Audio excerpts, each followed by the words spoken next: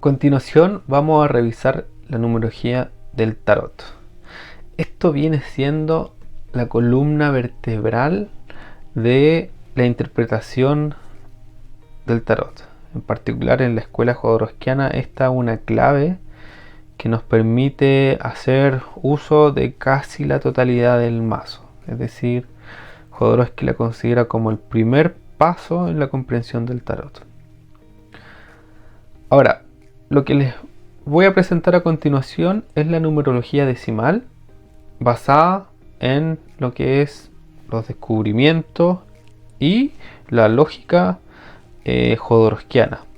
Es decir, es una numerología que la encontramos en el tarot, pero también que podemos decir que no es propiamente del tarot, porque existen otras numerologías y uno pudiera darle otras interpretaciones numerológicas. La que usamos es una numerología decimal que está presentada en los videos anteriores y que tiene esta estructura donde ponemos dos series decimales, del 1 al 10 y del 11 al 20, y donde sacamos al loco y al mundo de estas series. Sin embargo, no es la única forma de numerología que uno puede establecer. Jodorowsky, de alguna forma, él está convencido que esta es la numerología, pero hay otras formas, ¿ya? El tarot es tan plástico que nos permite encontrar otras formas de organizarlo. Uno de los elementos que uno se podría aquí orientar o diferenciar en relación a tomar una numerología decimal es la cantidad de cartas que hay en los arcanos mayores. Están asociados a 22 cartas y es por eso que se habla de que existe una relación con la cábala, porque la cábala tiene 22 letras, pero también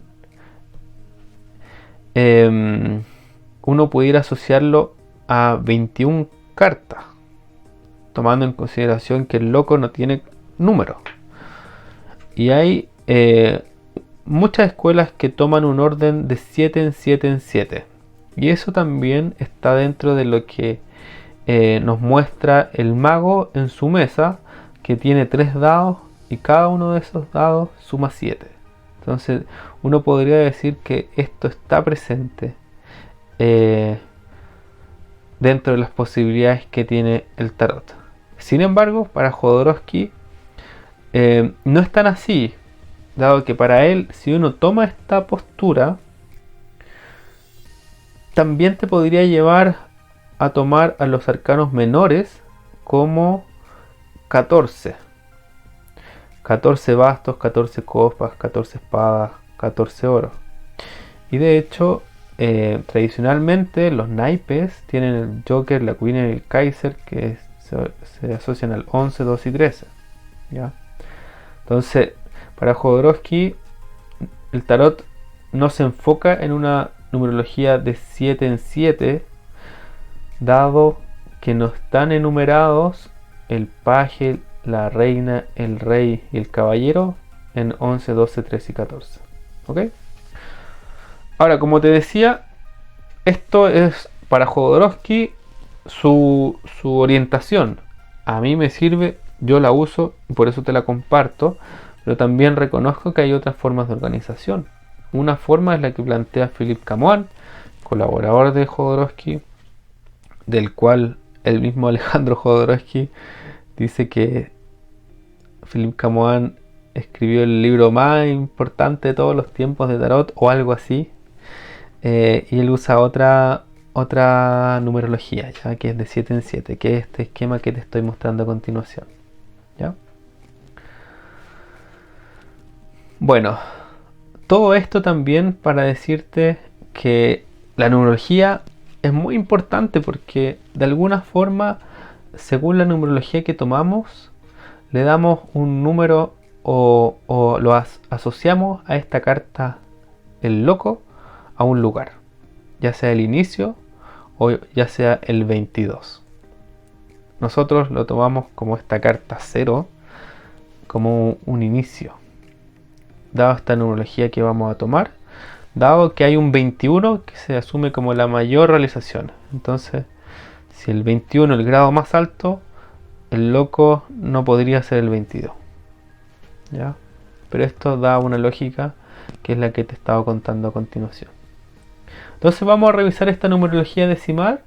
Partimos de esta estructura que nos da la clave de orientación, como decíamos antes, que está en la carta del mundo, donde tenemos dos lados, un lado receptivo y un lado activo. Tenemos un cuadrado cielo y un cuadrado tierra, y tenemos un cuadrado humano. Podemos decir, dicho esto, que el 1 va a representar la totalidad en potencia. Es decir, los haces es toda la potencia que tienen cada una de estas energías por realizar. Es decir, no son la experiencia, sino es todo el anhelo, la fuerza, el potencial que tiene por desarrollarse. Y podemos decir que la otra cara de esta totalidad es todas las potencialidades totalmente realizadas, o sea, toda la experiencia realizada. Entonces podemos decir que el 1 y el 10 son caras de lo mismo. El 1 y el 10 son dos aspectos de la totalidad, de la unidad. Uno es el comienzo en potencia y el otro es el ciclo completo, completado, realizado. Pero son parte de lo mismo.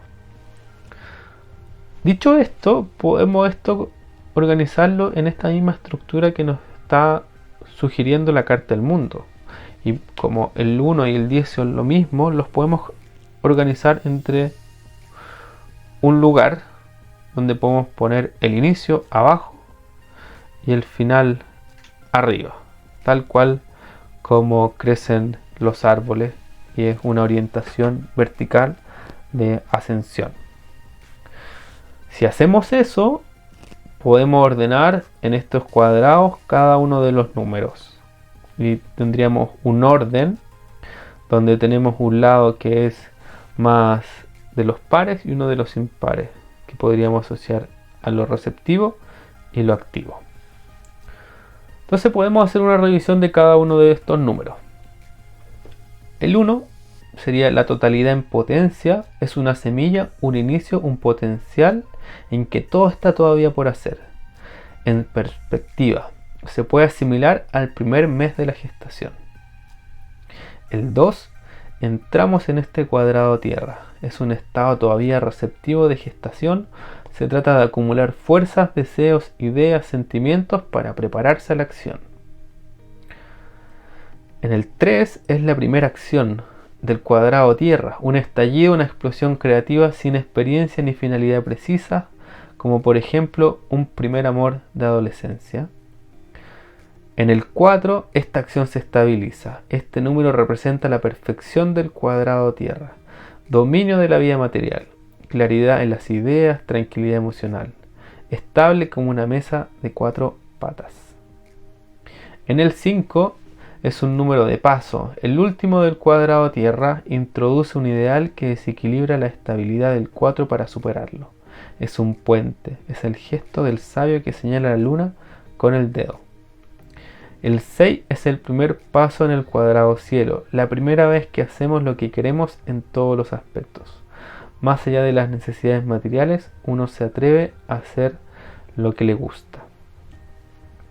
En el 7 este placer se torna fuerte acción en el mundo, más madura y más intensa que la del 3, pues está basada en la experiencia de todos los grados anteriores y se propone un objetivo.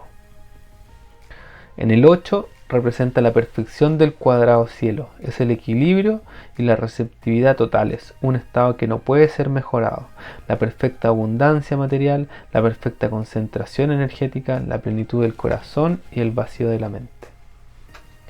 El 9 trae la única evolución posible a la perfección, la entrada en crisis para favorecer el paso hacia lo desconocido del final del ciclo, como el niño que al 9º mes se dispone a nacer.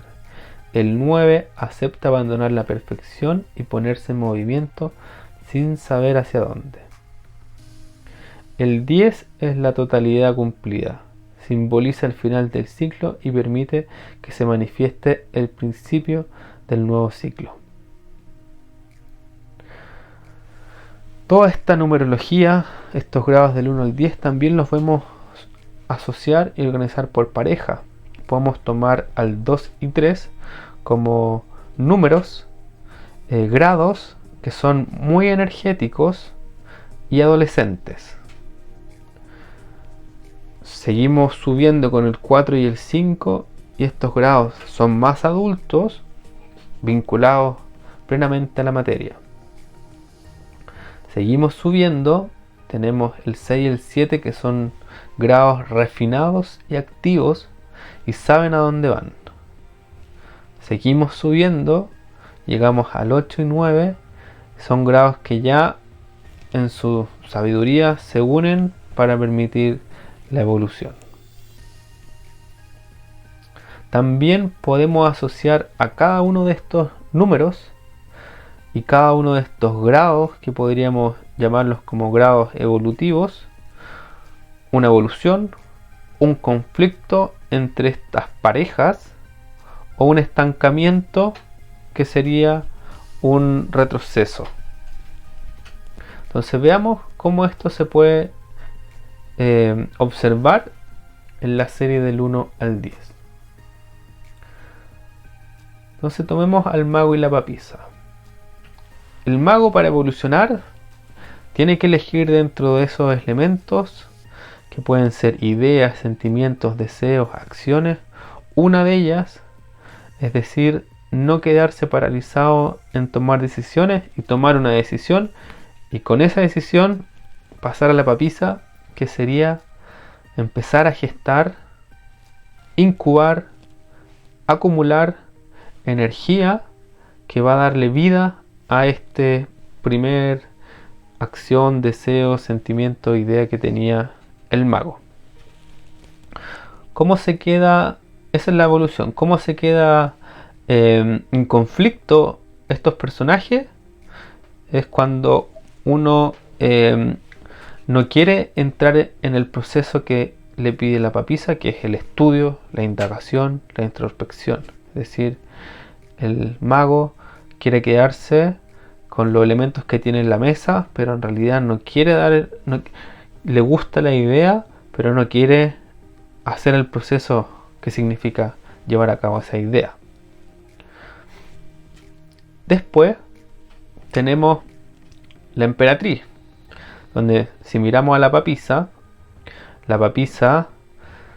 evoluciona si es que haciendo este proceso de introspección, de incubación, es capaz de salir de ahí con una primera acción sin experiencia, es decir, de tanto estudio, después se va a una acción precisa que le va a llevar a avanzar, es decir, da un salto a algo. Se vuelve un estancamiento si es que regresa al 1 o no avanza, que es decir, no da nunca el paso, es decir, se queda solo en el proceso de estudio, pero no da el paso a volverlo algo más real. Podemos asociarlo a una persona que estudia mucho, pero nunca ejerce eso que estudia. Ahí tenemos la evolución, y el retroceso sería por no intentarlo, regresa a un estado más inicial, que es pasar al mago. Es decir, es tanto el temor que tiene que decide olvidarse de su proyecto y elegir otro proyecto. Abandona este proyecto que está iniciando. Si seguimos avanzando, la emperatriz podemos verla que evoluciona cuando esta idea sin un rumbo definido, esta energía creadora de probar y probar y probar, toma un camino. Es decir, se orienta bajo un control, es decir, eso que yo primero estaba estudiando, después probé diferentes cosas que me permitieron darle vida a eso que estaba estudiando, y con el emperador ya me oriento por donde quiero ir. Por ponerlo en un ejemplo, si yo estaba aprendiendo a bailar, estaba aprendiéndome los pasos, con la emperatriz estoy practicando esos pasos, y ya con el emperador me oriento en ya seguir una secuencia y que voy a practicar y practicar y practicar, o un estilo de música que es el que me gusta para seguir profundizando. ¿Cómo sería retroceder la emperatriz? Es después de la experiencia de probar y probar, me quedo probando y probando y no me decido, decir, sigo probando y sigo probando y sigo probando, y no doy el paso a orientarme en uno de estos caminos, o de tanto probar y probar, prefiero después dejar de probar y volver a entrar en esta investigación. Eso sería un retroceso.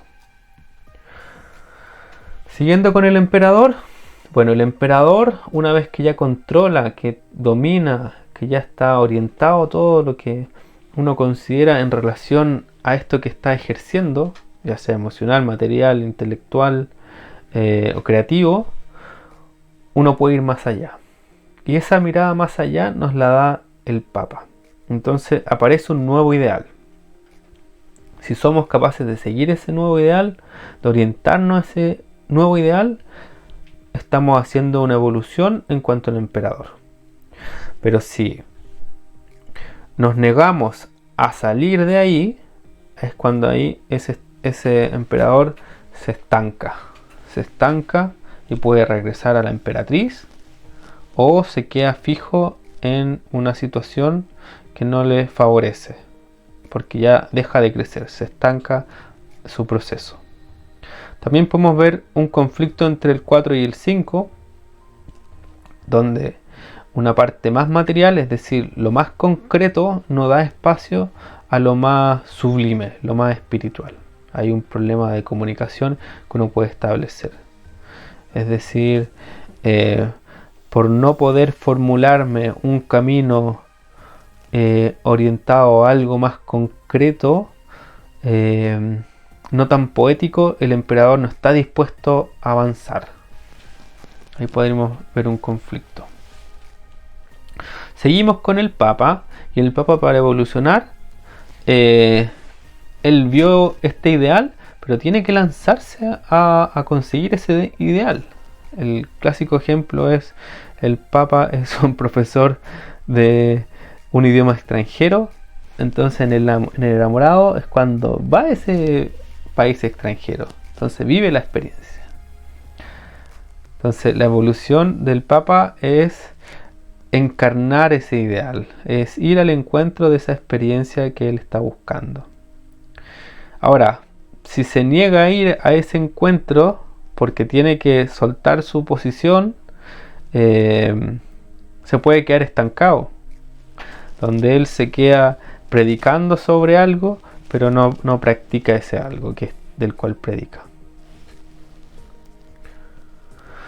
Con el enamorado, una vez que entramos en este lugar que está asociado a este ideal, a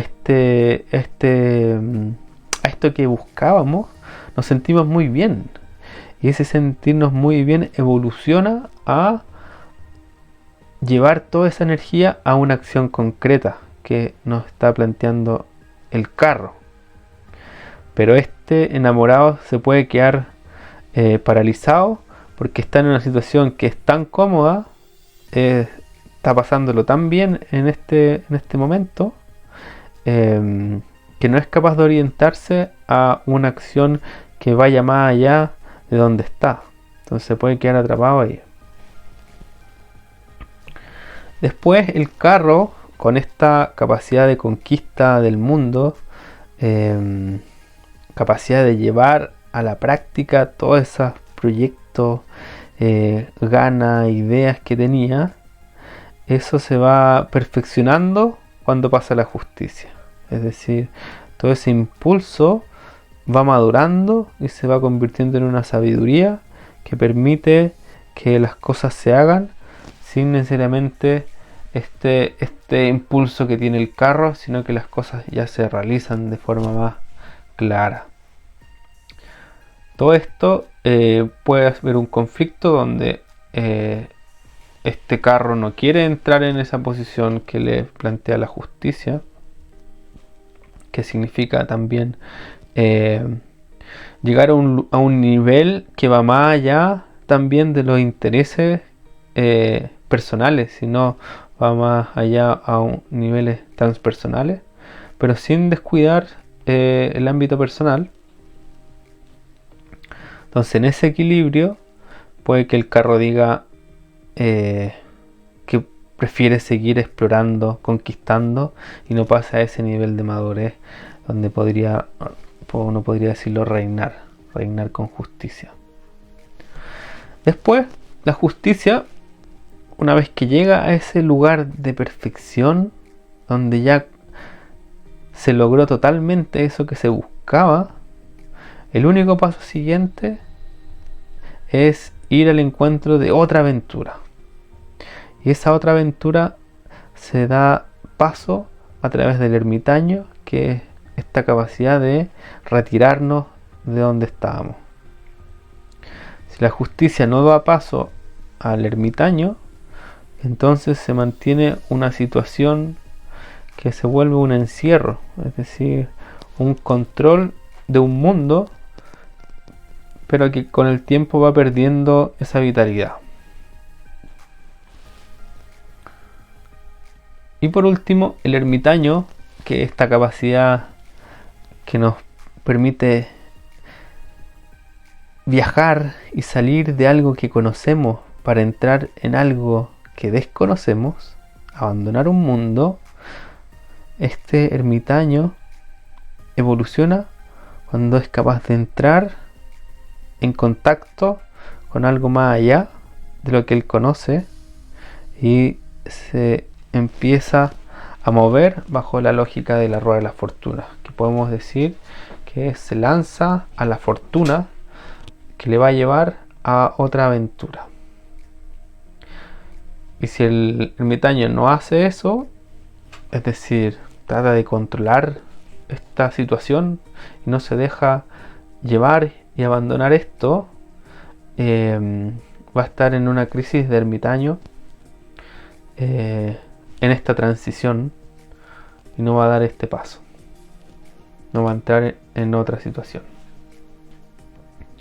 Ahora, todo este proceso que te he contado también lo podemos ver en esta estructura donde tenemos el 1 abajo y toda esta secuencia hasta arriba, donde tenemos el 10 al final, donde el 1 y el 10 estarían conectados y cada uno de los grados van ascendiendo en esa figura. Ahora, fíjate que si uno pone los menores, se da una situación bien particular en las espadas. Todo esto que decimos que es un proceso de madurez, donde cada uno de los grados va creciendo en relación a un proceso que puede ser intelectual, emocional, corporal, material. Todo este proceso, este viaje, esta aventura de madurez, uno la puede ver representada en las espadas, porque vemos que parte de algo, una unión entre las espadas, donde estos círculos son de una espada, después de 2 espadas, después de 3 espadas. Es decir, hay un proceso de sofisticación que se va representando aquí en la espada. Vemos que hay algo que va aumentando y aumentando en un grado que va más allá de lo que representa cada carta, sino es una unión que se va conectando en cada uno de los avances de estas cartas. Ahora, si miramos precisamente las espadas, vemos que los grados, el 2 y el 3, el 4 y el 5 se conectan. Entonces esto también nos refuerza la estructura numerológica que pusimos de 8 cuadrados dentro de la carta del mundo, donde el 1 y el 10 están fuera. Aquí vemos que efectivamente esto respeta esta simbología que se presenta en la espada. Sin embargo, hay una diferencia, porque esta misma conexión en el 8, 9 y 10 se da de manera horizontal. Es decir, el 10, según esto, estaría en la posición al lado del 9, no arriba, como demostraba en los arcanos mayores. En los bastos también se da esta misma relación. Si te fijas, vemos que hay una similitud entre el 2 y el 3, el 4 y el 5, el 6 y el 7, pero en el 8, 9 y 10 también tenemos la misma relación que teníamos en las espadas. Es decir, aquí el orden al parecer no es con el 10 arriba, sino es en el lateral.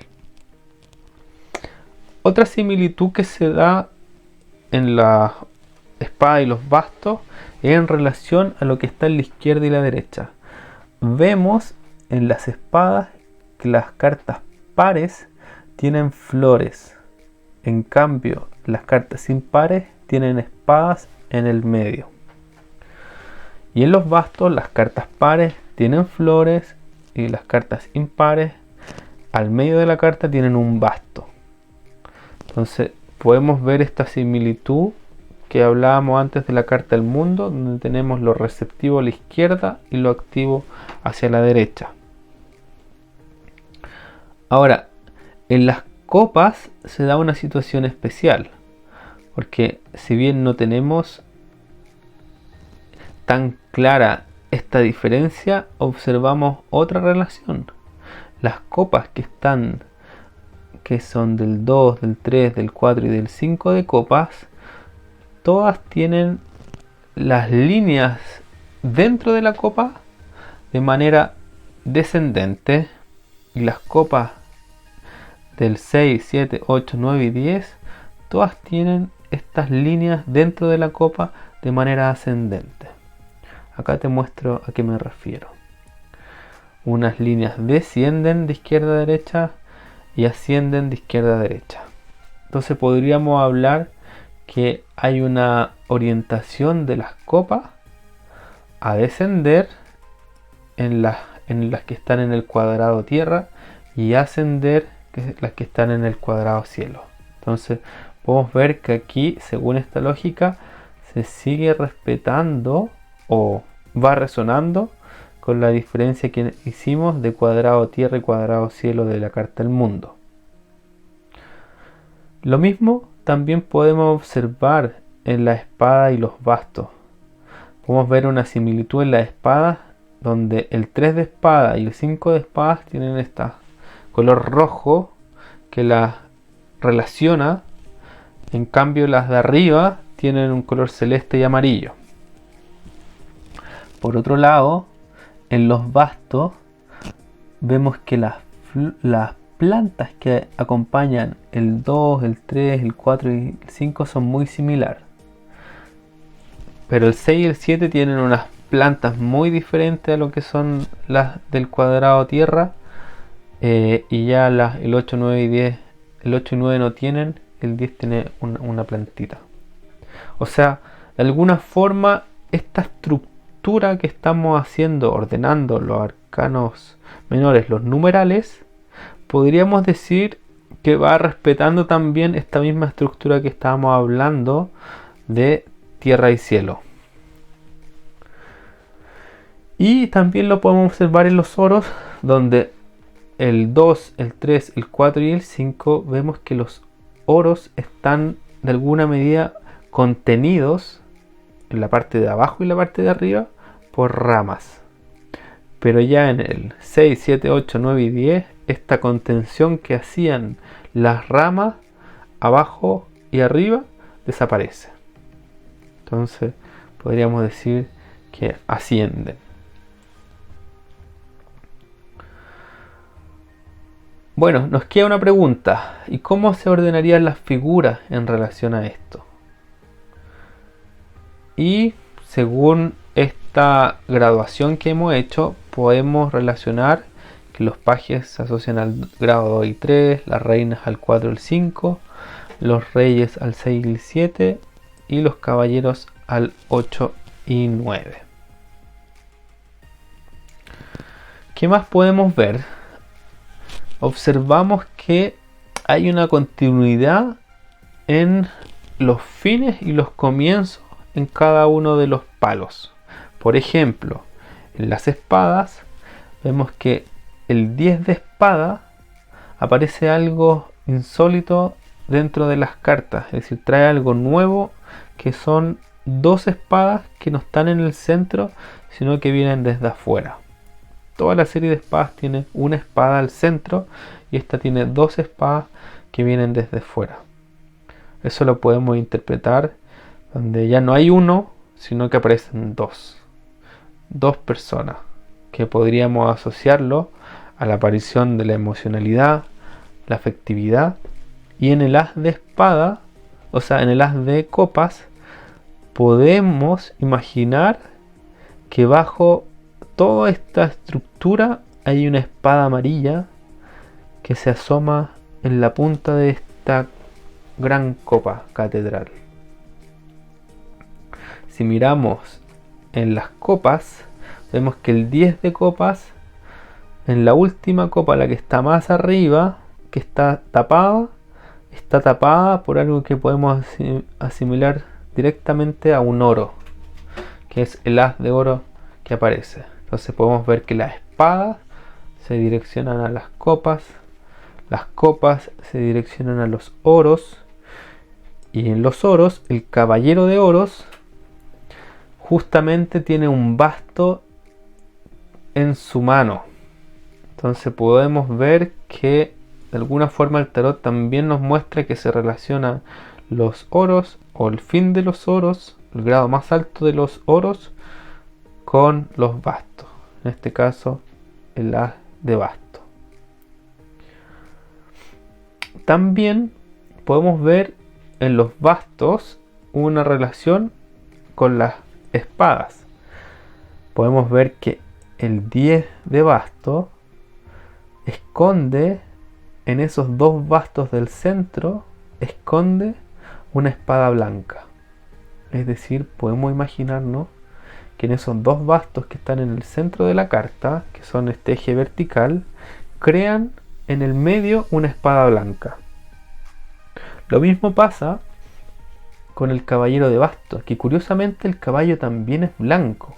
Es decir, aquí el tarot nos está mostrando que esta energía hace aparecer algo blanco, que podríamos llamarlo como esta energía se sublima en algo blanco, que lo podemos asociar a este aire, esta energía intelectual, que es el as de bastos.